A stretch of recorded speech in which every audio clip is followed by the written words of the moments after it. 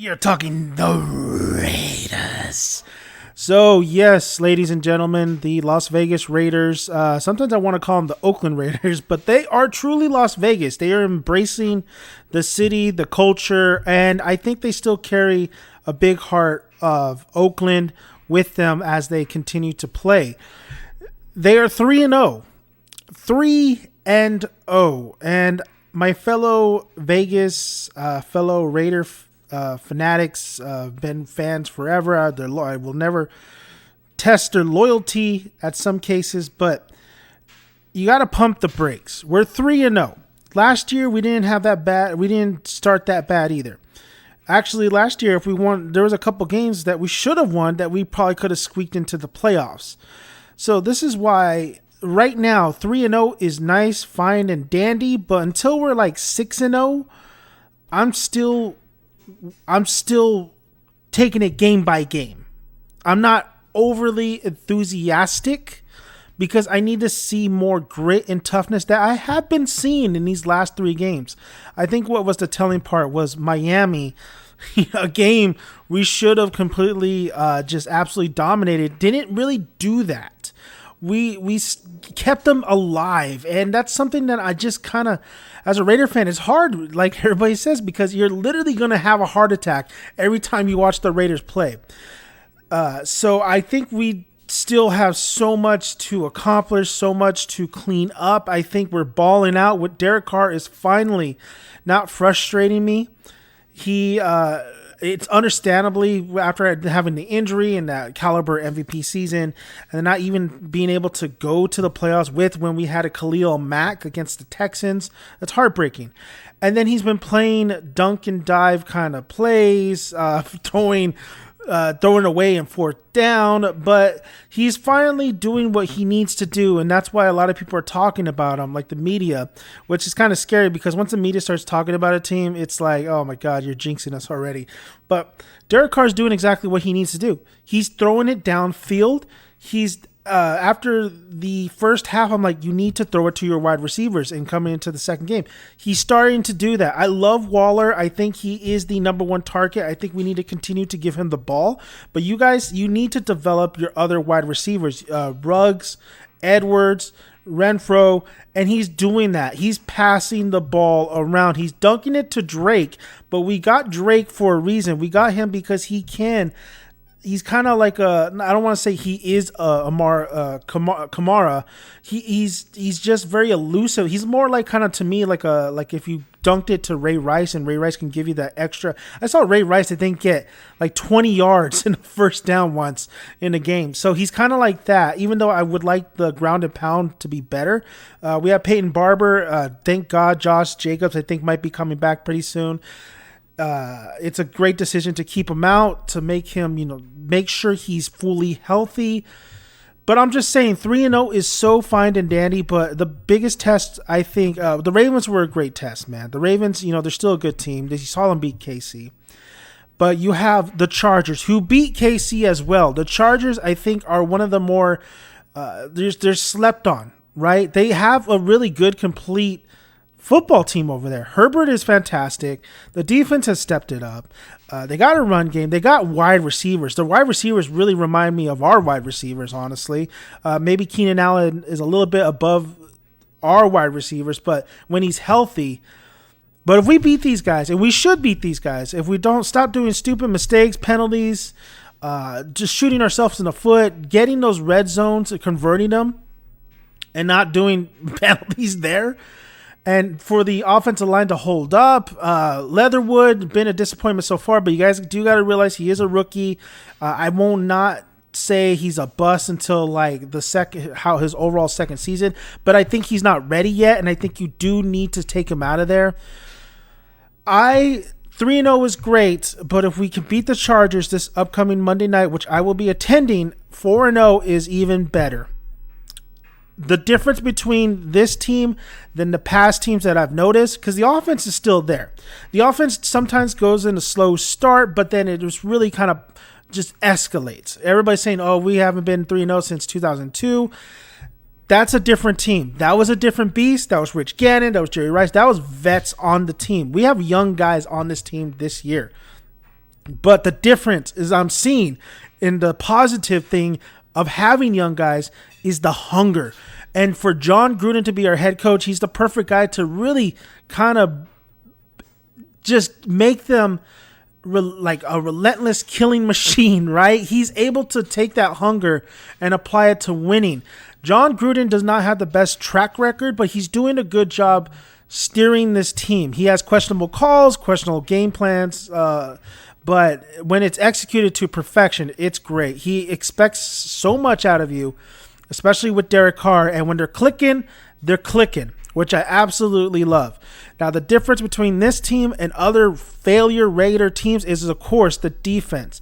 It may not be the number one defense in the league, but damn sure it's a hell of a lot better than the past seasons. Been a decade since we had a great defense. This is a good defense. This is a defense, and what I've noticed is able to actually make the crucial stops when we need to. Yes, they gave up a big play here and there, especially against Miami, and they were down. It was like 20 yards to get a first down. They got it, but they're able. The difference between this team overall is that instead of playing close games and losing it by heartbreaking losses, they're finding ways to win. And yes, it's against Miami. You should be dominant, but if you give me the effort and find a way to win, it's still a W. It's still better than what you did in the past seasons. So I think the Raiders are doing a hell of a job this year. But I'm not going to sit here and say, it's one game at a time. We went 8-8 last year. We barely missed the playoffs. We must make the playoffs this year. But there's something special about this team. I could see it. I could see it when people, players like Hobbs is mic'd up, Max Crosby having fun, Abrams hitting hard, but also getting stiff-armed and juked. But I see the secondary so much improved. Maybe not Arnett, but very much improved. The defensive line, fantastic. Pressure. They did go against the old Ben Roethlisberger. They went against a Ravens team that is pretty injury prone. But I just feel something very special with this team. Do I think they're going to go undefeated this season? No, they're not. Do I think they have a chance to make the playoffs? You're damn right. I do think and I think they're a scary team to be in the playoffs. I've always said the Raiders, you get them in the playoffs, wild things could happen, man. It'd be insane if we went to the Super Bowl in LA. But wild things have happened. Everything is clicking, yet the Raiders are still being the Raiders in games with penalties and just overall dumb mistakes. But the difference is we have the hunger to win, and we're finding ways to win. Derek Carr is not playing like an afraid or just he's playing very smart. But he's playing like a Raider. He's slinging it downfield. He's finding rugs. Bryan Edwards is going up for the catch, which we all knew he could. We knew this guy could be a special player. I think the Raiders, this Monday night, I think it could be a split. I think we could take one. Hopefully Monday night when I'm there, we'll win it at their home field. And I think the Chargers could win. They could win one too. I think the Chargers are that good of a team that we could go split and we can go 1-1.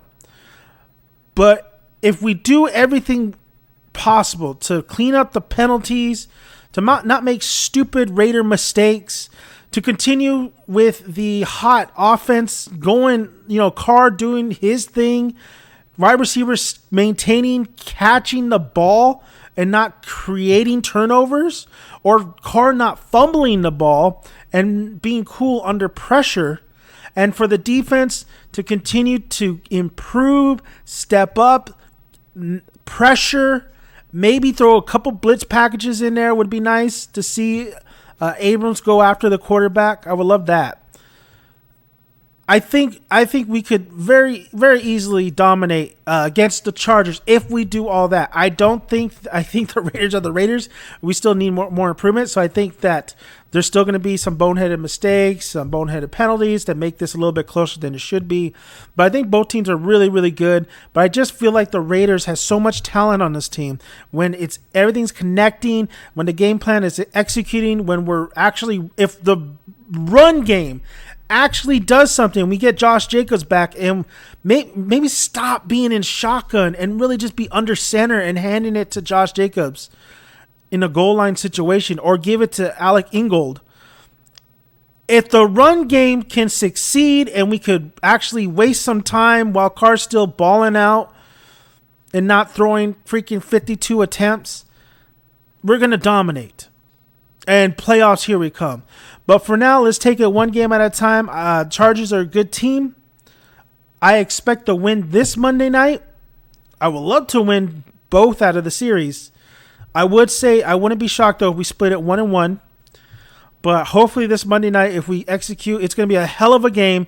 I want to win this Monday. If we start off 4-0, then I'll start getting a little bit more excited. But there's still games to come. There's still a lot of things to work on, a lot of things to do. But the Raiders are in such a great position. And like everybody says, when the Raiders are winning and they're good, it's good for the NFL. Absolutely love what is going on with the defense, what's going on with the overall team, and sling it, Carr, sling it. Keep on rolling. So let's move it on to Chase. Chase is going to be talking about his Steelers and Steel City and what's going on over there in that fiasco. But I am Dan the Man, always talking Raiders. To you, Chase. All right, let's discuss Steelers football. There's a lot to talk about, and a lot of it's not good, but we can talk about the bad, and we'll talk about how we can fix the bad. Right now, that all the Steeler Nation, every Steeler fan is freaking out. We have been in some tough situations, but right now, man, everyone is losing their shit. You go on any Steeler fan page, and you're going to see just a ton of different comments, everyone with their own fucking opinion, sorry for my language, freaking opinion about what the Steelers should do to fix it. What's wrong? What, like, screw this person, screw that, this person, he needs to be fired, he needs to be fired, he needs to be fired. All this kind of stuff. We should have done this, shouldn't do that, we should do this, whatnot. And everyone's got their own opinions. And, you know, respect everyone being passionate. That's one thing that makes Steelers fans great. We're very passionate about our team. We love it. We're one of the best fan bases out there. But my God, people need to shut the hell up. Like, I love my Steeler fan bases, but Steeler fans, but some of y'all are just saying stupid shit. Just saying stupid. It's stupid. I don't know what else to tell you. But there's stuff that obviously needs to be fixed. There's stuff that needs to be adjusted, or, you know, and it's not all on one blame. It really isn't. Like, people want to blame one thing or like two or three things. It's not really on one blame. This is a whole team issue. And there's a lot going on, and we can fix it.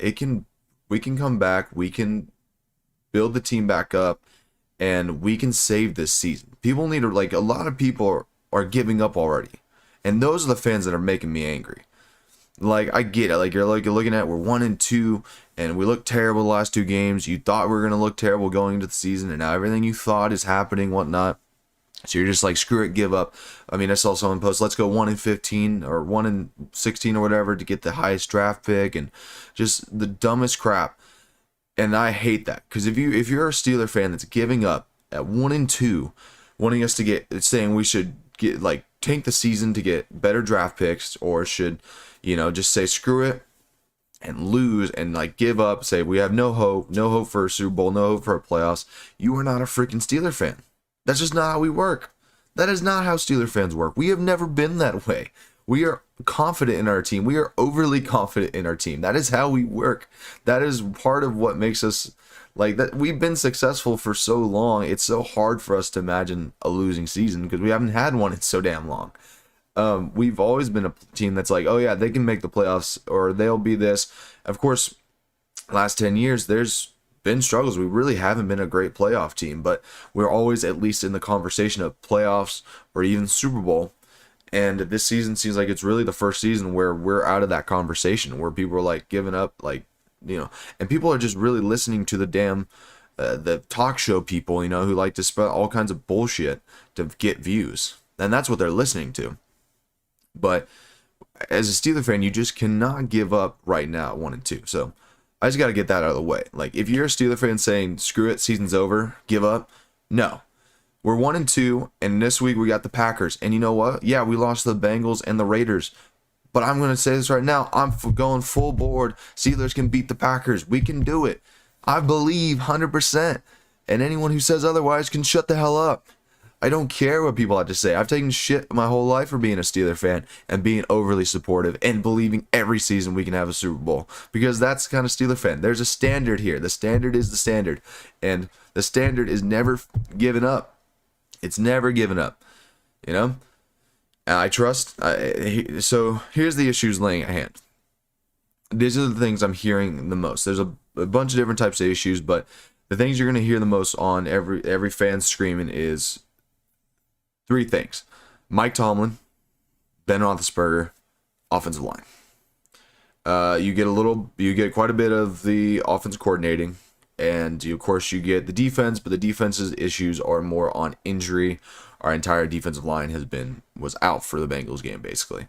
So with these issues, my viewpoints on them and my thoughts on them, with Mike Tomlin, I've never been against Mike Tomlin. A bunch of Steeler fans there's been a group of Steeler fans for a while for a long time that have said they do not like Mike Tomlin. And those Steeler fans right now are hoping he fails. They're really hoping that he fails. They want him to fail because they want to get rid of him. And I've literally seen people post that, like, oh, good thing if we go, 1-15 or lose every game or lose most of our games this season, maybe they'll finally fire Mike Tomlin. And that's what they want. They want to fire Mike Tomlin. I'm not for that yet. I have not given up on Mike Tomlin. I have not tried to I've not wavered from him. I haven't questioned a lot of what he does, yes, because at the end of the day, he's, I have my thoughts, he has his thoughts, but I've trusted in him this entire time. I've loved him from the beginning. I love the way he speaks. I know that the players are love playing for him. I think he's been a great coach. There's a reason we haven't had a losing season under him, and he's brought us some amazing games, amazing moments. I'm not saying he's not without his faults. I'm not saying that at all. He's made calls, he's made choices that I wouldn't support. But overall, I think he's a great head coach. So I'm not even going to really talk much about that. I've always been against it. I've been against getting rid of Mike Tomlin for a while because that's just not how we roll. And I'm all for him. So I'm not wavering from that. Then going on to Ben Roethlisberger. Okay, so with Ben Roethlisberger, he's 39. He's older. He cannot move as like he used to. We really haven't seen if he can throw like he used to. And the aging definitely has shown. I still have confidence that he's our best option right now, at least. You can be mad at the fact that the Steelers didn't go great at quarterback in the last draft class. I get that.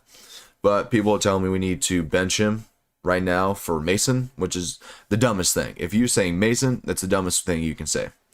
Dumbest thing. We know what Mason can do. We've seen it. He's not our guy. He is not the guy to move on from Ben with. Like, Ben is a better option because at least he's a guy that the players love to be around. He's a guy that really who's a better leader than Mason is. And Mason, Mason's not a choice. Dwayne Haskins is someone he's, we need I keep hearing it, mobile quarterback. We need a mobile quarterback. And it makes sense because of how bad our line is. And, I mean, Dwayne Haskins not really as much of a mobile quarterback as you think, but he is that Ben Roethlisberger type where he's big and harder to tackle. So I get more of him. I'm still not confident in him either that he'd be the guy I want to bench Ben for. There's, of course, what if we trade for another guy like Deshaun or whatever. Deshaun with his legal issues ain't really something you want to touch right now. And Cam Newton's dumb. Anyone who says Cam Newton is dumb, I'm sorry. He's not a guy, again, I would bench Ben Roethlisberger for. And so right now, I'm thinking our best option truly is just Ben Roethlisberger, because you can't get a guy like, you can't trade for Gardner Minshew, and he's not going to play well against that with that offensive line. He ain't going to do it. I mean, you can trade for Tom Brady right now, and with that offensive line, I don't think he would be able to do much. Like, not many guys can do much behind that offensive line unless they are like a super mobile quarterback like Russell Wilson. Right now, there's not much we can do to fix, like, to get a mobile quarterback. So Ben Roethlisberger, I mean, I still believe in his ability to throw the ball. I still believe in his leadership. I think he's getting his absolute ass kicked, and it really has, it's hurt him. Like, it just generally hurts him. Like, he's getting his ass whooped. I mean, constantly getting hit and hit and hit. And he's hurt, man. He's playing hurt, but he's giving it his absolute all. So, like, when I see people post, hey, let's get rid of Big Ben and whatnot, let's bench Big Ben, and, like, if they're doing it in a way of, like, yeah, I want to do it just because we should get a mobile quarterback and this and that. But there's other people that just straight up are hating on Big Ben, acting like he's truly, like, an issue, or, like, you're saying he's been garbage for a while. What not bullshit. Like, true hatred for Big Ben. And I hate that. I hate it so much, because Big Ben has done so much for our team, so much for our franchise. He is one of our greatest quarterbacks to ever throw the ball for the Steelers organization. He's won us 2 Super Bowls. He's taken us to multiple playoff games. He's had nothing but winning seasons. He's won us big games, multiple divisions. It's stupid to think, like, to talk shit about him when he's been our guy for so long. Like, I will ride and die with him till the end. That's just my thing. I will ride with him to the end. I don't care. I will, again, with Mike Tomlin, even more so than Mike Tomlin. I grew up with Big Ben. Like, truly grew up with Big Ben. My first memories were him tackling that freaking Colts player after he got the fumble off Jerome Bettis in the divisional round in 2005. That was my first memory of football. Big Ben has been my guy. So as a fan, I'm willing to ride or die with him. I know it's like, yeah, with thoughts about then, we need to be better at quarterback, whatnot. I ride or die with him. I believe in his ability. I know he's slowed down. I know he's not what he used to, but damn, I still believe in him. So the real issue to the team is definitely mostly the O-line, in my opinion. The O-line is just plain bad. Just bad, man. And it's crazy because Najee Harris, man, we just got him, and we've seen it. He's a dog. Najee Harris is an absolute dog. I was at the game this weekend versus the Bengals. I saw him do some freaking awesome things. I think he also does have some growth. He missed a couple holes he could have run through. But overall, there's no push. No push on that offensive line. There is no push to get a run game going. And the only times he broke away for a good run would call back because of holding. That offensive line is struggling, man. Ben is getting ate the hell up. Just beat the shit out of. And he has no time to throw. Almost 30, I think 30 of his completions last week were like under 5 yards, which again goes towards offense coordinating a little bit. I hate, it's so predictable underneath the final play call versus I was in the final play call. It was one of the final play calls versus the Bengals. 4th and 10 at the goal line. In the red zone, you have to get a touchdown. You're 2 scores down with like less than 3 minutes to go, and you decide to dump it off to Najee Harris. I don't know whose choice that was. If it was Ben's choice, because I believe he thought he saw a blitz coming, or the offense coordinator said just give it to Najee and see what he can do. Stupid play. You should not have just dumped it off to Najee Harris. You need to take a shot at the freaking end zone. You need to take a shot at the end zone. I was at the game and I literally screamed, "What the hell are you doing?" So offense coordinating is too predictable, and it's hard to tell why it's being predictable. Is it because really the offense coordinating, or is it because the offensive coordinator, Matt Canada and Mike Tomlin and them, only are like, okay, we really can't do much right now. Like, we don't have any run game. We cannot get the ball pushed. We're trying to, but we cannot get the ball pushed. We can't get any push on the line. We can't go deep because our offensive line can't protect Ben long enough, and our guys are not getting open, and Ben is not completing those passes. Like, Ben's not throwing it, not being able to throw it that far. So, like, what is the issue? Like, is it a mixture of those things? Is it a few of those things? I'm not really sure. It's hard to tell. Like, what is it that makes this offense coordinating so basic? Defensively, we struggled, but that's only because the D line is like extremely injured. We don't have Stephon Tuitt. Alu was out for the season. TJ Watt was out for the game. It was, I believe, only really Cam Hayward. I saw Melvin Ingram, of course, played, but I think I saw him a lot in pass coverage. But yeah, Cameron Hayward was like one of the only starting defensive linemen they had. So not worried about the defense. I think they're going to get better as we get healthier. We should get TJ Watt and stuff back this week. So let's go on to the Packers game. Okay, so everyone's giving up on the Steelers, but again, we can find ways to win. This team is capable of it. Mike Tomlin has proven that in the past, that with like through adversity, he's been able to find ways to win against tough opponents. And it would be a very Steeler thing to do, to beat the Bills, lose to two bad teams, and well, the mediocre teams in the Raiders and the Bengals. They actually both look pretty good. I'll give them that. And beat the Packers. It'd be a very Steeler thing to do, to lose to the teams we should be and beat the teams we shouldn't. So when it comes to the Packers, man, they're looking great. They're looking hot. That week one was definitely an outlier. Aaron Rodgers is going to be hard to stop. Positives to look forward to in this game is TJ Watt's coming back. He's truly a difference maker. The second he left that Raider game, you can tell he was missed. So he is a difference maker. Him coming back will be a huge addition. We get a lot of starters back. I believe we get Highsmith back. And then, so defensively, I think we're going to be a little bit more step up a little bit. Aaron Rodgers still going to be hard to stop. They're still going to score. It's how much can we hold them to? And, of course, what can our offense do? Can they find themselves in the end zone?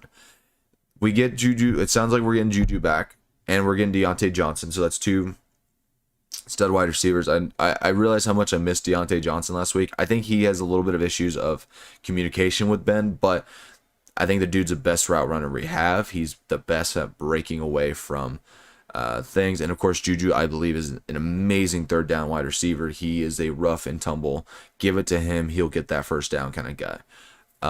So having them back will be helpful. We don't have Zach Banner. He's still out, but he's on his way back, so he's not going to be in the next game, but hopefully if he gets back, that'll be huge help for our offensive line. And I mean, looking at the offense, it's hard to tell what we can do to really help right now. Of course, the offensive line needs to find its push. It just needs to get better. We need to see improvement this week. We need big run games without holding calls. The Steelers, Mike Tomlin and them need to go to that offensive line and teach them how to just not quit. Just keep going and discipline. They got to teach us this offensive line discipline, man. They got to get push on that line. They got to get movement. They got to not have so many freaking penalties on big plays. Those big plays have been huge helps for us. And then we need to find a way to get downfield. We need to be able to complete shots downfield. And if that's finding the one-on-one matchups with Chase Claypool or Deontay Johnson or what have you, we need to get downfield movement. That's what I've been saying for the last year and a half. Like, I need downfield shots. And I've seen them take them, but they've been struggling at getting them. So they need to figure out how to get down shot. If the line protects Ben for a second or two longer, Ben needs to make the right throw, the right call. And I still believe in his ability. I think right now you're going to see an offense that's going to be like last week, where it's super reliant on Najee Harris, which I'm fine with. I think Najee Harris is a dog. I think he's going to be a guy that we moved the ball pretty well against Cincinnati. We actually did. The issue was just kind of those bad plays in between. So like two interceptions that shouldn't have happened. One, Ben was a terrible throw, terrible decision, and another one was offensive line did not protect him, and he had to throw it. Like, he just had a bad throw because the offensive line was bad. So it was just a lot of bad decision making on the offensive part, and of course there was the holding penalties against the big run plays, and then there was, oh man, there was something else I'm thinking of. There's just no shots downfield, which is my biggest thing. So offensively, like, we just have to clean up. We have to be more disciplined. We cannot make simple mistakes of throwing stupid interceptions.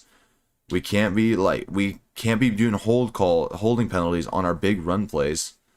And we just gotta be more disciplined and more smart and better. Because when you looked at the stats last week, we threw for a shit ton of yardage. We had time of possession. We had a lot of things. We just didn't have the rushing yards. and we had worse penalties, and we had more interceptions. And all those negatives really hurt us in not getting into the end zone. So these are the things that Steelers have to clean up. They have to clean up the penalties. They have to clean up they just got to be more disciplined and clean up what's going wrong.